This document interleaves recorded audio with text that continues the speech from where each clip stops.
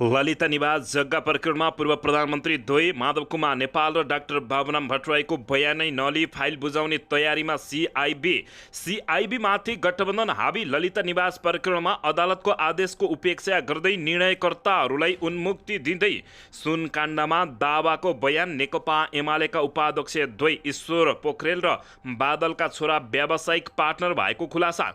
सुन प्रकरणमा मेरो परिवारको संलग्नता छैन भन्दै ईश्वर पोखरेलको स्पष्टीकरण। सरकारी कारखानामा समाचार बनाएर मेरो परिवारको चरित्र हत्या गरियो भन्दै कानुनी कारबाहीमा जाने ईश्वर पोखरेलको चेतावनी। सरकारलाई अप्ठ्यारो पारेर भ्रष्टाचारी विरुद्धको अभियान रोकिन्छ भनेर कसैले नसोचे हुन्छ भन्दै गृहमन्त्रीको चेतावनी।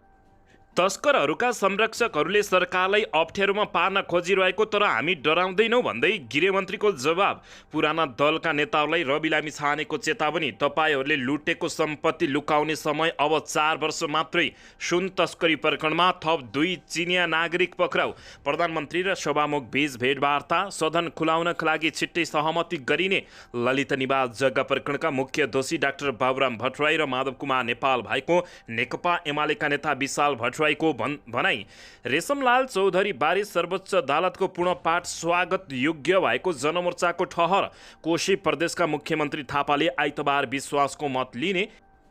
यसै वर्षयामभित्र नेपाल बङ्गलादेश विद्युत व्यापार सुरु हुने गरी हस्ताक्षर अन्तिम तयारीमा भएको प्रधानमन्त्रीको स्वीकारोक्ति। सङ्घीय निजामती सेवा ऐन चाँडै संसदमा दर्ता हुने उपप्रधानमन्त्री पूर्णबहादुर खड्काको टिप्पणी। सरकारको संलग्नता बिना विमानस्थलबाट सुन तस्करी हुनै नसक्ने नेपाली काङ्ग्रेसका सांसद अर्जुन नरसिंह केसीको दाबी। राप्रपा असफल भएकै राप्रपाको नेता हुँ भन्नेहरूले काम नगरेको कारणले भएको अध्यक्ष राजेन्द्र लिङदेलको टिप्पणी। दर वृद्धिप्रति अर्थमन्त्री असन्तुष्ट। 3वटै सरकारी बैङ्कका प्रमुखहरूलाई बोलाएर सोधे स्पष्टीकरण। नेपाली क्रिकेटको टिम अर्को हप्ता पाकिस्तान प्रस्थान गर्दै। माओवादीले थप्यो 2 जना केन्द्रीय सदस्य। केही नेताहरूको जिम्मेवार पनि गर्यो हेरफेर। नेपाल विद्युत प्राधिकरणको नाफा 12 अर्ब 33 करोड। सर्वसाधारणमा सेयर निष्कासन गरिने। उच्च तहका सबै नेताहरूको सम्पत्ति छानबिन हुने कानुन मन्त्री धनराज गुरुङको टिप्पणी। नेकपा एमालेलाई राष्ट्रको समस्या समाधान गर्ने जनादेश प्राप्त हुन नसकेको शङ्कर पोखरेलको स्वीकारोक्ति।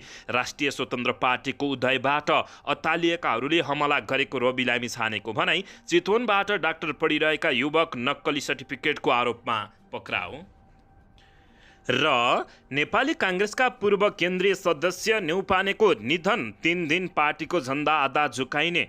भारतको हिमाञ्चलमा मृत्यु हुनेको सङ्ख्या 330 पुग्यो। 7,649 करोड रुपियाँको क्षति। मलेसियामा चार्टर विमान दुर्घटना हुँदा 10 जनाको मृत्यु। बङ्गलादेशी पर्यटकलाई विमानस्थलमा पञ्चेबाजासहित गरियो स्वागत। चीन भ्रमणका बेला ऊर्जा क्षेत्रमा महत्त्वपूर्ण सम्झौता हुने विश्वास भएको प्रधानमन्त्री पुष्पकमल दाहाल प्रचण्डको भनाई। जनताले निशुल्क उपचार नपाएसम्म राज्य कोषबाट 1 रुपियाँ पनि उपचार खर्च नलिने मन्त्री धनराज गुरुङको घोषणा। अब हेर्नुहोस् पुरा समाचार।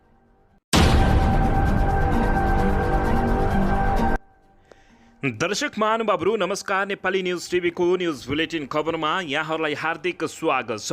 सदाझै आज पनि तपाईँहरूमाझ देश तथा विदेशका महत्त्वपूर्ण समाचार अपडेटका साथ उपस्थित भइसकेका छौँ। दर्शक महानुभावहरू तपाईँहरूले हामीलाई कहाँदेखि हेर्दै हुनुहुन्छ नेपाल भए जिल्ला र ठाउँको नाम लेख्नुहोला। यदि विदेशमा हुनुहुन्छ भने आफू रहेको देशको नाम पनि लेख्न नभुल्नुहोला। र हाम्रो च्यानल नेपाली न्युज टिभीलाई अहिलेसम्म पनि सब्सक्राइब गर्नुभएको छैन भने सब्सक्राइब गर्नुहोला। साथै सँगै रहेको बेल आइकनलाई दबाउन पनि नभुल्नुहोला। आउनुहोस् दर्शक महानुभावहरू आजको पहिलो तथा विशेष खबरतर्फ लागौं।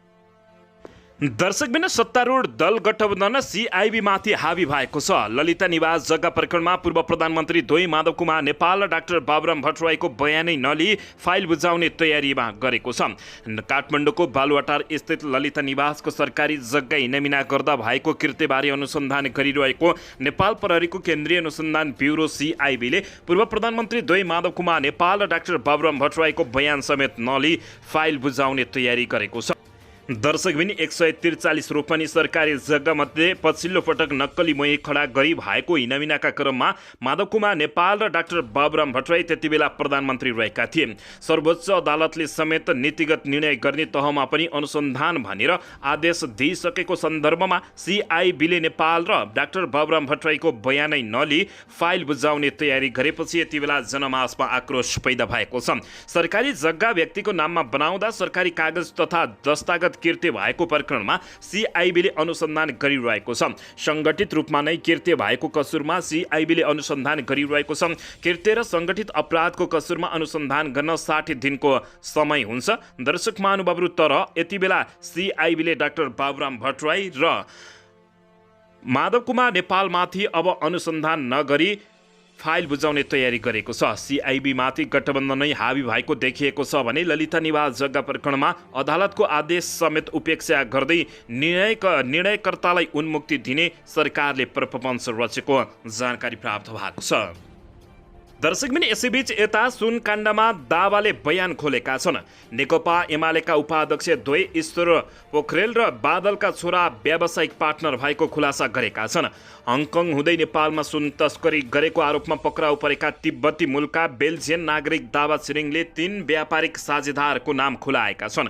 60 किलो 716 ग्राम सुन तस्करी सम्बन्धमा गरिएको सोधपुछका क्रममा उनले केही वर्ष अघिबाटै नेपालका शीर्ष नेताका निकटहरूसँग व्यक्तिहरूसँग मिलेर काम गरिरहेको बताएका छन्।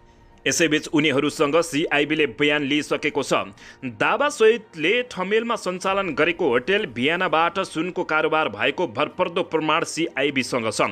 दावाले नेकपा एमालेका 2 उपाध्यक्षका छोरा मिससँग मिलेर लामो समयदेखि काम गरिरहेको बयानमा खुलासा गरेका छन्। दर्शकबिन, नेपाल खबरमा सागर नेउपानेले लेखेको लेख अनुसार दावाले नेकपा एमालेका वरिष्ठ उपाध्यक्ष ईश्वर पोखरेलका छोरा सरज पोखरेल र उपाध्यक्ष रामबहादुर थापा बादलका छोरा प्रतीक थापासँग मिलेर विगतदेखि व्यवसाय गरिरहेको भनेका छन्।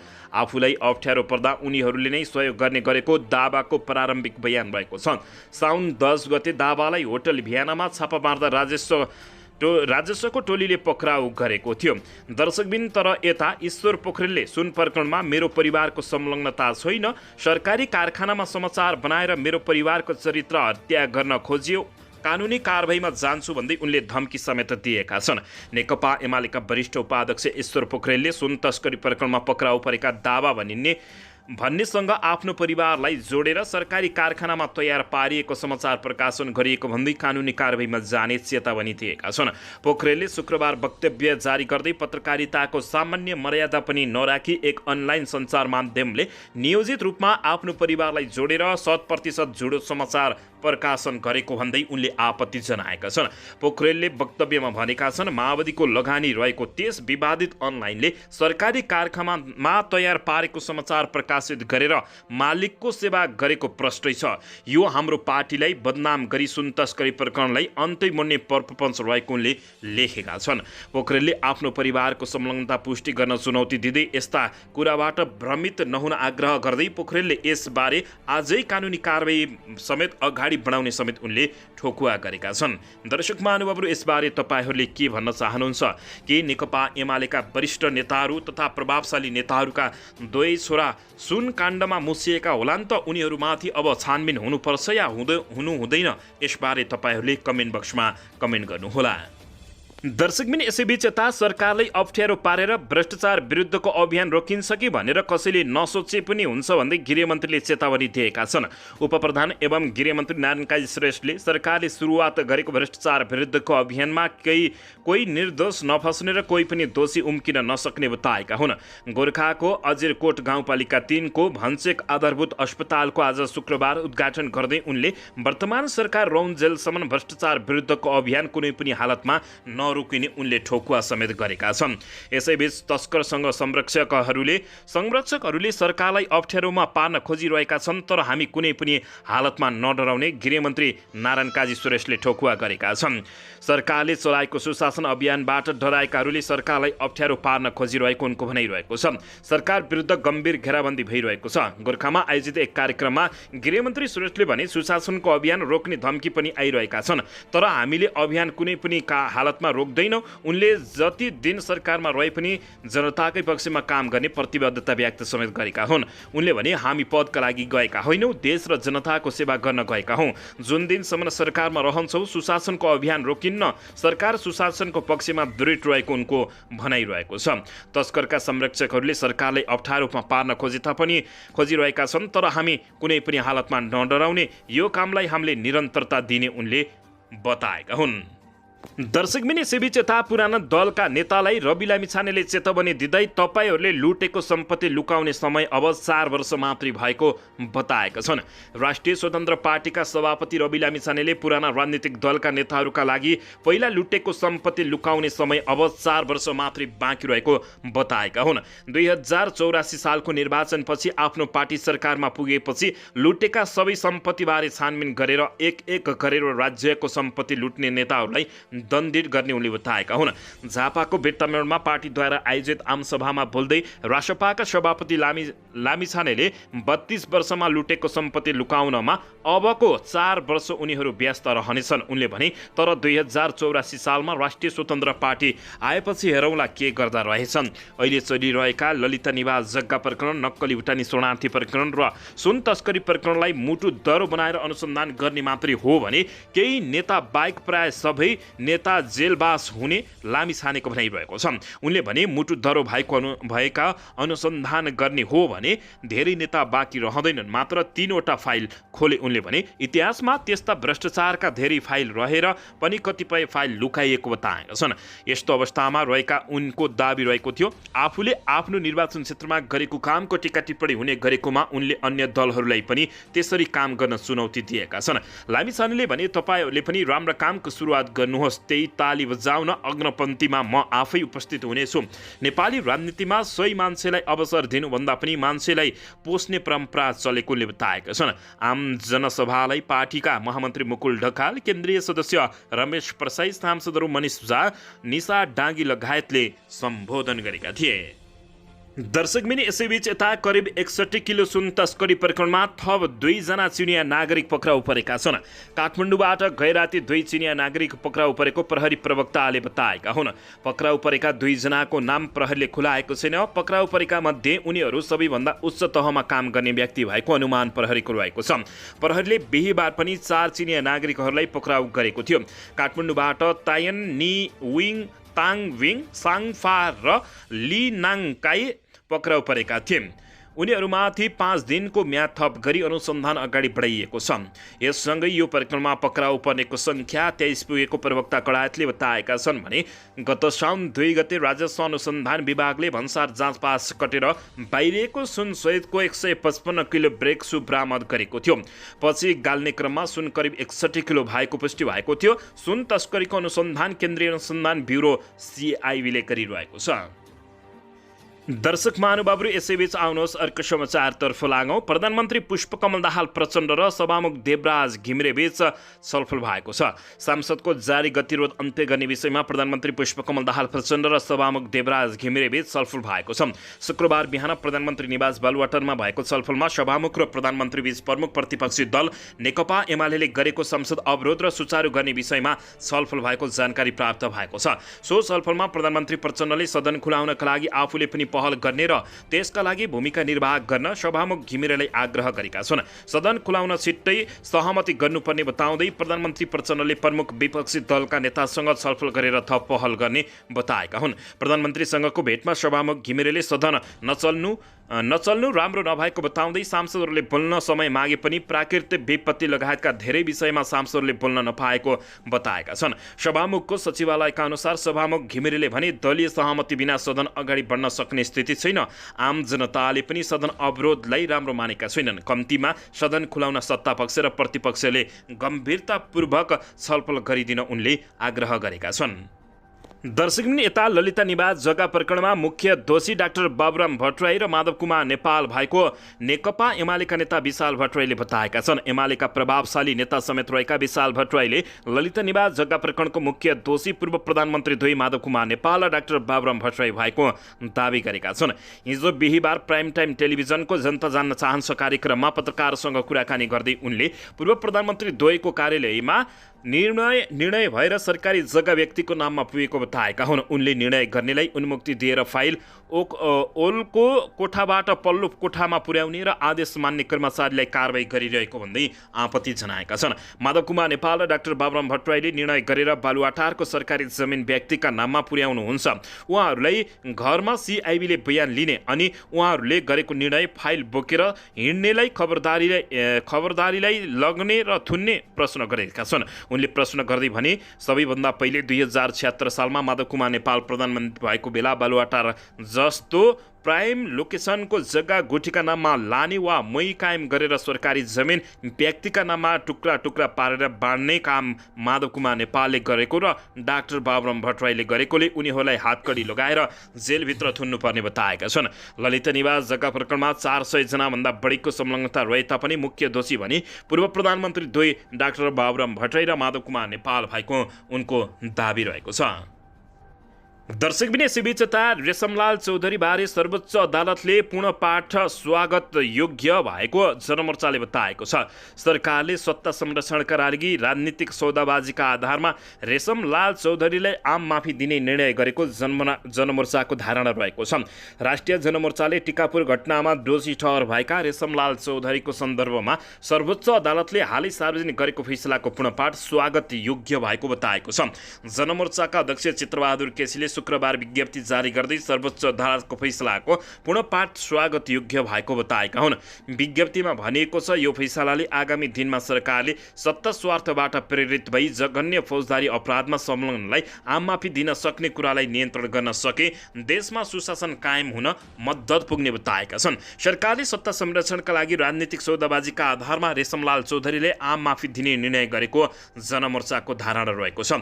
कैलालीको टिकापुरमा 2072 साल भदौ 7 गते नेपाल प्रहरी उपरीक्षक एसपी लक्ष्मण नेउपाने सहित 8 जना सुरक्षाकर्मी र 1 जना नाबालकको हत्या भएको थियो। त्यस घटनाको मुख्य योजनाकार रेशमलाल चौधरी रहेको तीनै तहका अदालतहरूको ठहर रहेको छ। दर्शक महानुभावहरू, तर सरकारले सत्ताको लागि उनीहरूलाई छाडिदिएको भन्दै यति बेला जताततै चरको आलोचना समेत भएको छ। दर्शकबिन यसैबीच यता कोशीका मुख्यमन्त्री थापाले आइतबार विश्वासको मत लिने भएका छन्। कोशी प्रदेशका मुख्यमन्त्री उद्धव थापाले भदौ 3 गते आइतबार विश्वासको मत लिने भएका छन्।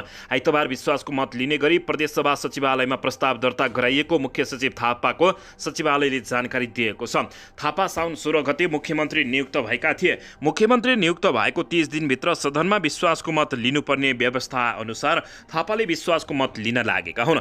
93 सदस्यीय प्रदेशसभामा विश्वासको मत पाउन 47 सांसदको समर्थन आवश्यक पर्दछ। यो सत्तारूढ दल गठबन्धनले तीव्र तयारी पारेर राखेको जानकारी प्राप्त भएको छ। दर्शक महानुभावहरू, यसैबीच यसै वर्ष यामभित्र नेपाल र बङ्गलादेश बीच विद्युतीय व्यापार सुरु हुने गरी हस्ताक्षरको अन्तिम तयारी भएको प्रधानमन्त्री प्रचण्डले बताएका छन्। प्रधानमन्त्री पुष्पकमल दाहाल प्रचण्डले आफूले लोड सेडिङ अन्त्य गर्ने घोषणा गर्दा धेरैले पहिले मजाकको विषय बनाएको भन्दै स्मरण गराएका छन्। उनले सम्झिए त्यति बेला मैले 3 महिनाभित्र देशमा लोड सेडिङ अन्त्य गर्ने र प्राधिकरणलाई नाफामा लाने घोषणा गर्दा धेरैले त्यसलाई मजाकको विषय बनाएका थिए। कतिले त लोड सेडिङ अन्त्य भयो भने खुल्ला मञ्चमै आत्महत्या गर्ने सम्मको घोषणा गरेका थिए।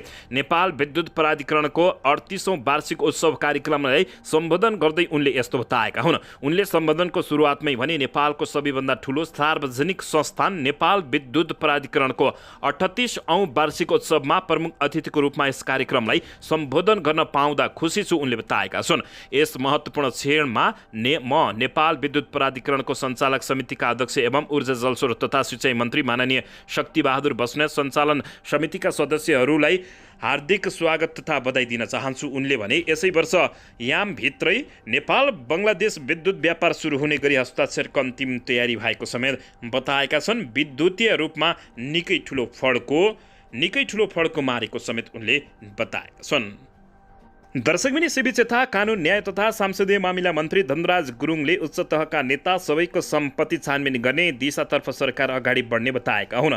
नेपाल निजामती कर्मचारी युनियनले राष्ट्रिय भेला तथा विधान अधिवेशनमा कानुन मन्त्री गुरुङले सरकारले शीर्ष नेताहरूको सम्पत्ति छानबिन गर्ने बताएका छन्। सरकारको नीति तथा कार्यक्रममा उच्च तहका नेताहरू सबैको सम्पत्ति छानबिन गर्नुपर्ने उल्लेख गर्दै रहेको भन्दै उनले त्यसको कार्यान्वयन हुने बताएका छन्। सरकारको नीति तथा कार्यक्रममा पनि प्रश्न लेख्यौं, उच्च तहका नेताहरू सबैको सम्पत्ति छानबिन गर्नुपर्छ भनेर त्यसैले लेखेको होइन, देखाउनका लागि लेखेको होइन। उनले भने यो कार्यान्वयन गर्ने नै हो। त्यसकारण उच्च तहका नेता सबैको सम्पत्ति छानबिन गर्न दिशातर्फ अब सरकार अगाडि बढ्ने उनले बताएका हुन्। सरकार सुशासन स्थापित गरेर देशलाई अगाडि बढाउन प्रतिबद्धता रहेको बताएका छन्। नक्कली भुटानी शरणार्थी प्रकरण, ललिता निवास प्रकरणसँगै अहिले सुनकाण्ड आएको भन्दै मन्त्री गुरुङले सरकारले भ्रष्टाचारमा संलग्न जो कहिल्यै पनि कारबाही गर्ने बताएका छन्। भ्रष्टाचारको लिङ्ग, जात, धर्म हुँदैन भन्ने मान्यताका साथ सरकार अगाडि बढ्ने समेत उनले बताएका हुन्। उनले भने आज मात्रै पढ्दै थिएँ मैले सुन तस्करी प्रकरणमा साधारण हेलचक्राइले गर्दा भएको हो रे, त्यति ठुलो पहिलो धातु गेटबाट छिर्दा साधारण हेलचक्राइ हो भन्ने प्रतिवेदन आयो भन्ने पढ्दै थिए, तर त्यस्तो होइन, हामीले धेरै कुरा सुधार्नुपर्ने रहेछ भनेका छन्। यसैबीच उनले सरकारका धेरै ठुला मान्छे तथा नेताहरूका पनि सम्पत्ति विवरण छानबिन हुने ठोकुवा गरेका छन्। दर्शकबिनी यसैबीच राष्ट्रको समस्या समाधानका लागि नेकपा एमालेलाई जनादेश प्राप्त हुन नसकेको नेकपा एमाले महासचिव शङ्कर पोखरेलले बताएका छन्। वीरगञ्जमा शुक्रबार पत्रकार सम्मेलनमा बोल्दै उनले यस्तो बताएका हुन्। पोखरेलले जनादेश अनुसार जनताको पहिलो रोजाइ भने नेकपा एमाले नै भएको दाबी गरेका छन्। जनताको जनादेशले नेकपा एमाले यो मुलुकको पहिलो जनताको रोजाइ पार्टी बनेको छ, तर राष्ट्रको समस्या समाधान गर्ने जनादेश प्राप्त हुन सकेन। उनले भने आज मुलुकमा जुन प्रकारको स्थिति छ त्यसले हामीलाई चुनावको पछाडि गरेका विश्लेषणलाई सत्य साबित गरेको छ। राजनीतिक अस्थिरता र अराजकताको चुनौतीले गर्दा नेपाल बन्न नसकेको पोखरेलको भनाइरहेको छ। नेपालमा एउटा प्रधानमन्त्रीले औसतमा 1.25 वर्षमा पनि काम गर्न नसकेको बताउँदै उनले मन्त्रीहरूले 6 महिना पनि औसतमा काम गर्न नपाएको उल्लेख गरेका छन्। राजनीतिक अस्थिरताका कारणले नै मुलुकमा काम गर्न सक्ने वातावरण बन्न नसक्ने पोखरेलको जिकिर रहेको थियो। जनताको रोजाइको पार्टी मुख्य भूमिकामा नरहँदा जनतामा निराश छाएको तथा सामाजिक अराजकता प्रकट भएको उनको दाबी रहेको छ। 2074 सालको निर्वाचनपछि जनताले बलियो सरकारको अपेक्षा गर्दै केपी शर्मा ओलीको पक्षमा जनादेश दिएको भए तापनि उक्त जनादेशको विपरीत सर्वोच्च अदालतको फैसलाबाट नयाँ सरकार गठन गर्ने काम भएको पोखरेलको भनाइरहेको छ।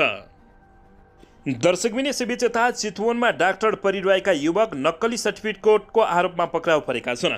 भरतपुरमा एमबीबीएस अध्ययनरत एक विद्यार्थी शैक्षिक योग्यताको नक्कली सर्टिफिकेटको आरोपमा प्रहरीले पक्राउ गरेको छ। नेपाल प्रहरीको केन्द्रीय अनुसन्धान ब्युरो CIB को एक टोलीले राजविराजका 28 वर्षीय नविस अवतारलाई पक्राउ गरेको हो। भरतपुरको पुरानो मेडिकल कलेजमा MBBS पढ्दै गरेका उनलाई कलेज परिसरबाट पक्राउ गरिएको थियो। जिल्ला प्रहरी कार्यालय चितवनका प्रवक्ता DSP विजयराज पाण्डेले अवतार पक्राउ पर्नुको कारण थाहा नभएको बताएका छन्। CIB का SP नवराज अधिकारीले प्रमाणपत्र तहको सर्टिफिकेट नक्कली पेश गरेर पढेको भन्ने उजुरी परिएपछि अनुसन्धानको लागि पक्राउ गरेको बताइएको छ। थप विवरण भने अनुसन्धानपछि मात्रै आउने उनको भनाइरहेको छ। दर्शकबिनी यसैबीच बङ्गलादेशी पर्यटकहरूलाई नेपालीले विमानस्थलमा पञ्चेबाजा सहित स्वागत गरेका छन्। जहाज चार्टर गरेर नेपाल भ्रमण आएका बङ्गलादेशी पर्यटकहरूलाई त्रिपुरा अन्तर्राष्ट्रिय विमानस्थलमा स्वागत गरिएको छ। विमान बङ्गलादेश एयरलाइन्सबाट काठमाडौँ ओर्लिएका 145 पर्यटकलाई नेपाल पर्यटन बोर्डको नेतृत्वमा स्वागत गरिएको हो। पञ्चेबाजा सहित पर्यटन व्यवसायीहरूले बङ्गलादेशी पर्यटकलाई स्वागत गरेका छन्। आजै साँझ हिमालयन एयरलाइन्सबाट थप बङ्गलादेशी पर्यटक नेपाल आउने कार्यक्रम रहेको छ। आज र भोलि गरेर 700 पर्यटक नेपाल आउने बङ्गलादेशी पर्यटकको ग्रान्ड ह्यान्डिङको जिम्मा लिएको सम्राट टुर एन्ड ट्राभल्स प्रालीले जानकारी दिएको छ। कम्पनीका प्रमुख कार्यकारी अधिकारी COO CN पाण्डेका अनुसार बङ्गलादेशबाट उडान मार्फत नेपाल आउन लागेको उक्त टोली हालसम्मकै ठूलो बङ्गलादेशको राजधानी ढाकामा रहेको माउन्टेन क्लब टुर मार्फत बङ्गलादेशी पर्यटक नेपाल आएको बताइएको छ।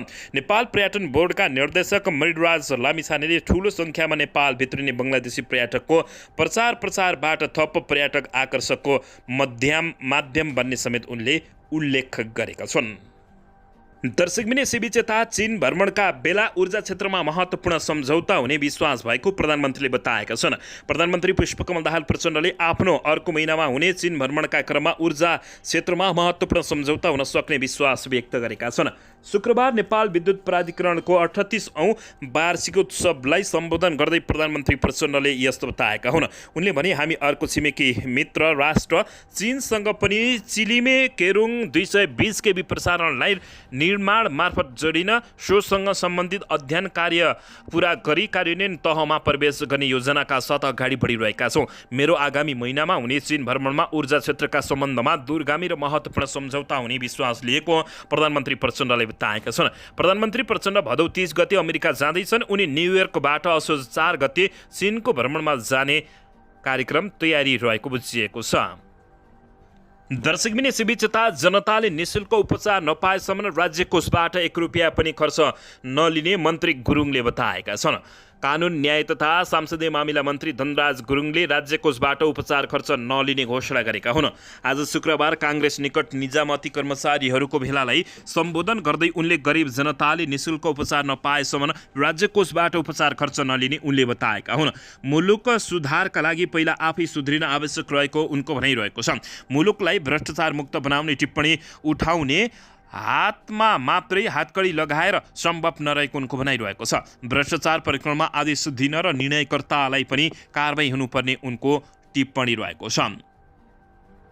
दर्शकबिन यसैबीच यता मलेसियामा चार्टर विमान सडकमा दुर्घटना हुँदा 10 जनाको मृत्यु भएको छ। मलेसियामा चार्टर विमान दुर्घटना हुँदा 10 जनाको मृत्यु भएको हो। बिहिबार दिउँसो कुआलालम्पुर स्थित लङ्कावी अन्तर्राष्ट्रिय विमानस्थलबाट सोलेङ्गरका लागि उडेको निजी जेट विमान सुल्तान अब्दुल अजिज शाह विमानस्थल नजिकको सडकमा दुर्घटना भएको हो। दर्शकबिन 6 यात्रु र चालक दलका 2 सदस्य रहेको विमान दुर्घटना भएपछि सडकमा घोडिरहेका कार र मोटरसाइकलसँग ठोकिएको थियो। दुर्घटनामा विमानमा रहेका 8 जना र मोटरसाइकल र कारमा सवार 2 जना गरी 10 जनाको मृत्यु भएको सीएनएनले जानकारी दिएको छ। दुर्घटना हुनु पूर्व स्थानीय समय अनुसार दिउँसो 2:47 बजे शुभाङ एयर ट्राफिक कन्ट्रोलर टावरसँग उक्त विमानको सम्पर्क भएको। दर्शकबिन यसैबीच यता एसिया कप क्रिकेट खेल्नका लागि नेपाल राष्ट्रिय क्रिकेट टिम अर्को हप्ता पाकिस्तान जाने भएको छ। नेपाल क्रिकेट सङ्घ क्यान स्रोतका अनुसार नेपाली टिमको भिजाको काम सकिसकेको हुनाले जतिसक्दो टिमलाई पाकिस्तान पठाउने चाँडै तयारी भइरहेको बुझिएको छ।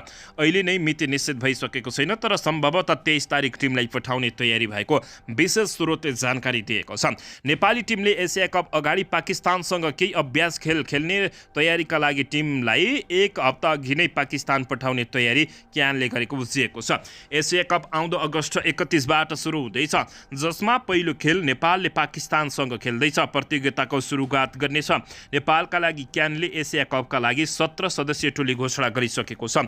टोलीमा रहेका सन्दीप लामिछाने बलात्कार मुद्दाको पेशी सरेकाले उनी पाकिस्तान जाने नजाने अन्यल रहेको छ। एसिया कपका लागि नेपाली टोली रोहित कुमार पौडेल, कप्तान कुशल भुर्तेव, सन्दीप लामिछाने, करण केसी, ललित राजवंशी, भीम सार्की, कुशल मल्ल, दिपेन्द्र सिंह, एरिक गुलसन झा, अरिफ शेख, आसिफ शेख, सुम्पाल कामी, प्रतीश जेसी, किशोर महतुर, सन्दीप जोरा, अर्जुन साउद र श्याम ढकाल रहेका छन्। दर्शक महानुभावहरू, यो इतिहासमै सम्भवतः भारतीय र पाकिस्तानी टिमसँग नेपाली टोलीले प्रतिस्पर्धा गर्ने भएको छ।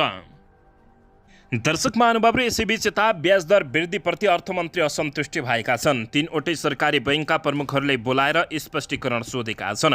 भदौ महिनाका लागि वाणिज्य बैङ्कहरूले आफू खुसी ब्याज दर वृद्धि गरेसँगै अर्थमन्त्री डाक्टर प्रकाश शरण महतो असन्तुष्ट बनेका छन्। पर्याप्त तरलता हुँदाहुँदै पनि बैङ्कहरूले थप ब्याज दर वृद्धि गरेर लगानीको वातावरण धुमिल बनाएको भन्दै अर्थमन्त्री डाक्टर प्रकाश शरण महतोले 3वटा वाणिज्य बैङ्कलाई कारण सोधेका छन्। शुक्रबार कृषि विकास बैङ्कका अध्यक्ष रामशरण पुडसनीसँग सिइओ गोविन्द गुरुङ, राष्ट्रिय वाणिज्य बैङ्कका अध्यक्ष बलराम पाठक र सिइओ किरण कुमार श्रेष्ठ र नेपाल बैङ्कका अध्यक्ष ज्ञान प्रसाद ग्यावाली सहित सिइओ कृष्णबहादुर अधिकारीलाई अर्थ मन्त्रालय बोलाएर अर्थमन्त्री महतोले ब्याज दर बढाउनुको कारण सोधेका छन्। अर्थमन्त्री महतोले सरकारी बैङ्कले नै किन सरकारको ब्याज दर घटाउने नीतिलाई असफल बनाउन खोजेको भन्दै स्पष्टीकरण सोधेको अर्थ मन्त्रालयले जानकारी दिएको छ। प्रत्युत्तरमा बैंकका प्रतिनिधिहरूले प्रतिस्पर्धी बजारमा निक्षेप जोगाउन ब्याजदर बढाउनु परेको जवाब दिएका छन्। तर निक्षेप ब्याजदर बढाए पनि कर्जमा भने ब्याजदर नबढाउने प्रतिबद्धता 3वटै ब्याङ्कले गरेको स्रोतले जानकारी दिएको छ। बिहिबार भदौ महिनाका लागि नयाँ ब्याजदर तोकेका ब्याङ्कहरूले निक्षेपमा न्यूनतम 8%देखि 10.98%सम्म ब्याज तोकेका छन्। निक्षेप घुम्ने डलर बैंकहरूले प्रतिस्पर्धी भावमा अघिल्लो महिनाभन्दा बढी ब्याजदर अफर गरेको बुझिएको छ। साउन महिनाका लागि बैंकहरूले निक्षेपमा न्यूनतम 7% देखि 9.98% ब्याजदर प्रदान गरेका थिए। दर्शकबिन यता छिमेकी देश भारतमा बाढी र पहिरोले निकै ठुलो विटण्ड मचाएको छ। हिमाचलमा मृत्यु हुनेको सङ्ख्या 330 पुगेको छ भने अरबौँ क्षति भएको छ। हिमाचल प्रदेशमा प्रकोपका कारण मृत्यु हुनेको सङ्ख्या दिनानुदिन बढिरहेको छ। बिहिबार 3 नयाँ मृत्यु भएसँगै राज्यमा मृत्यु हुनेको सङ्ख्या 330 जना पुगेको छ। प्रदेशमा पहिरोका घटना बढ्दोका कारण 1957 घर भत्किएका छन् भने 9344 घरमा आंशिक क्षति पुगेको छ। यसैबीच बाढीले 293 पसल र 4072 गौशाला भत्किएका छन्। 2 महिनादेखि परेको अविरल वर्षामा राज्यमा 113वटा पहिरोका घटनाहरू भएका छन् भने जुन ठुलो जनधनको क्षतिको कारण बनेको छ। मनसुनमा राज्यका 5 जिल्लामा 58वटा बादल पड्किएका छन् भने चल अचल सम्पत्तिमा 7,659 करोड रुपियाँ नोक्सानी भएको जानकारी प्राप्त भएको छ। दर्शक महानुभावहरू, नेपालमा पनि बाढी र पहिरोले विटण्ड मचाएको छ। तपाईहरू कहाँ के कस्तो अवस्थामा हुनुहुन्छ, सुरक्षित रहनुहोला।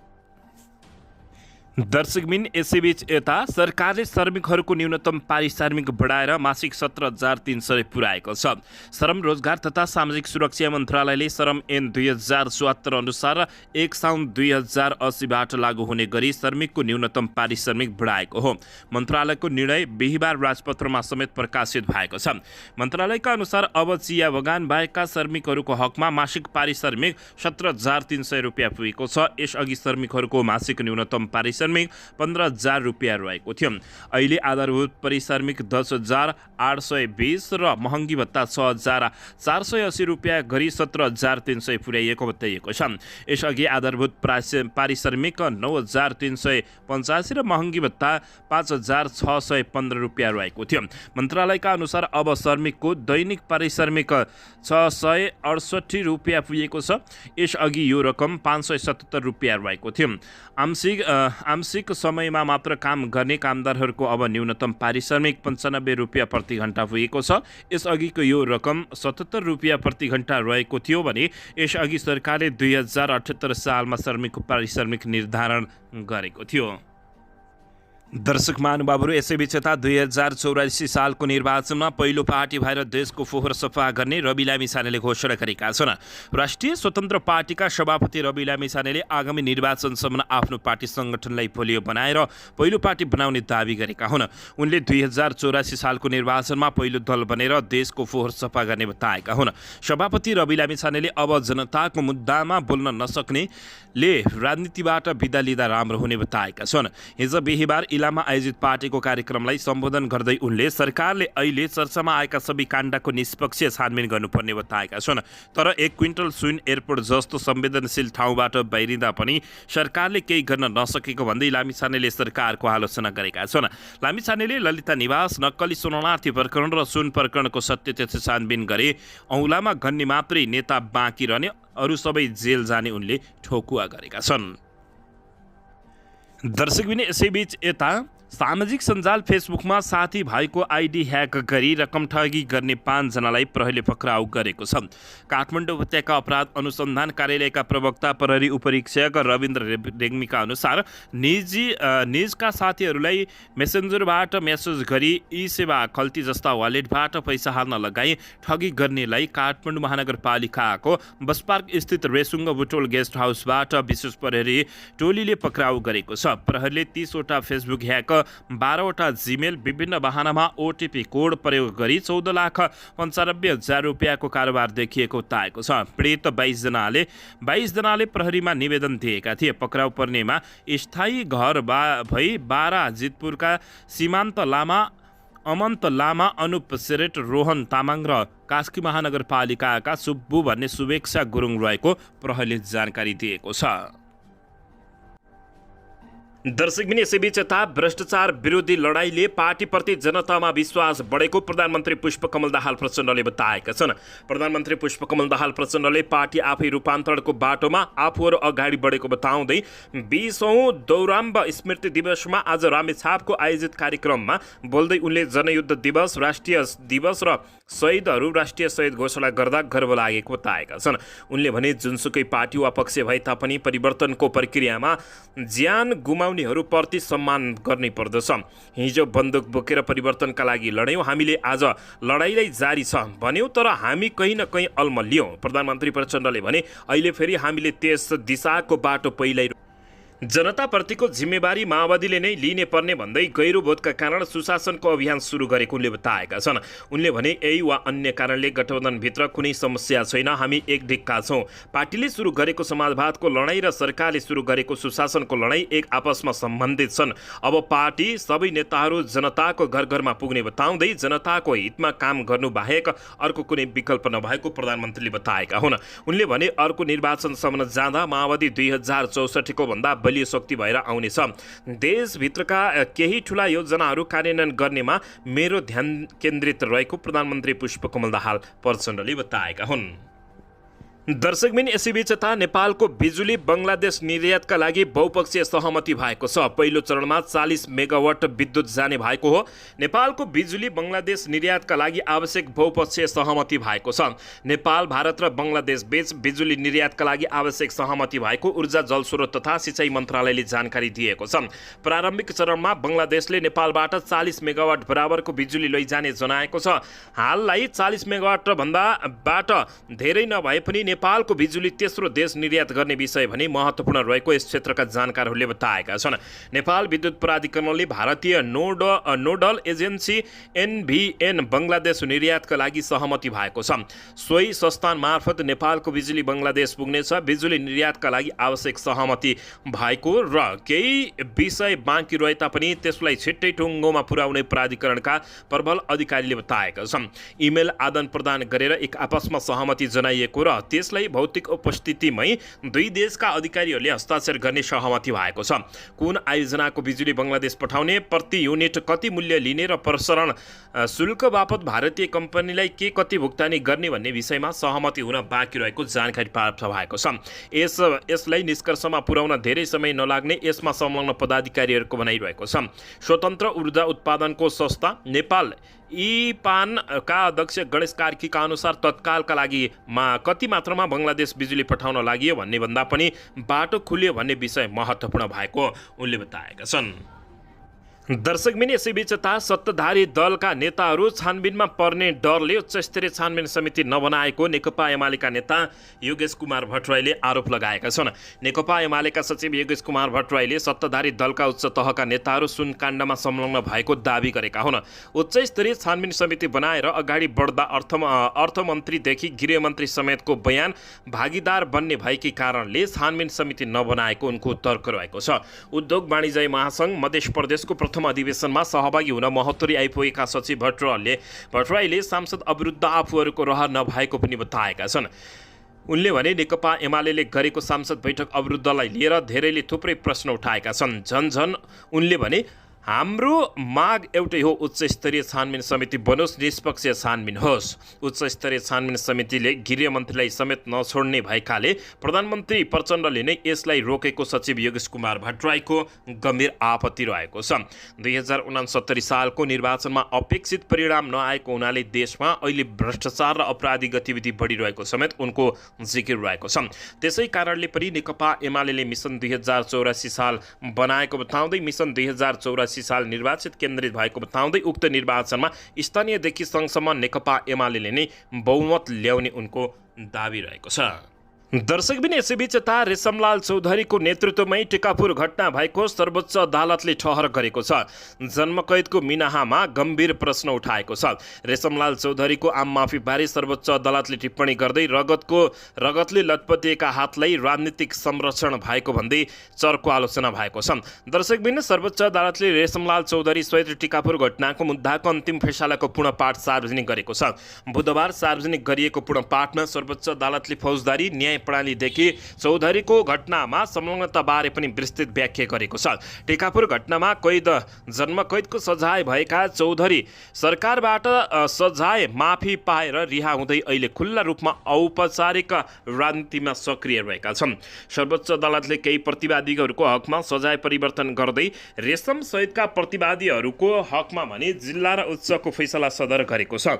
न्यायाधीश द्वय आनन्द मोहन भट्टराई र नकुल सुवेदीको इजलासले 2080 साल जेठ 2 गते चौधरीको मुद्दामा फैसला सुनाएको थियो। सर्वोच्च अदालतबाट जन्मकैद सदर भए लगत्तै जेठ 15 गते गणतन्त्र दिवसको अवसर पारेर सरकारको सिफारिसमा राष्ट्रपति रामचन्द्र पौडेलले रेशमलाल चौधरीको बाँकी सजाय माफी दिएका थिए। बाँकी सजाय माफी पाएपछि उनी रिहाई भएका हुन्। उनी 2074 साल फागुन 15 गतेदेखि थुनामा रहेका थिए। दर्शकबिन उनले जन्मकैद बापत 20 वर्ष थुनामा बिताउनु पर्ने थियो, तर सत्तारूढ दल गठबन्धनले सहमतिका आधारमा उनलाई 15 वर्ष सजाय माफी दिएपछि उनी रिहाई भएका छन्। सर्वोच्च अदालतले फैसला गरेको 3 महिनापछि पूर्ण पाठ सार्वजनिक गर्दै माफी दिने निर्णयप्रति असन्तुष्टि जनाएको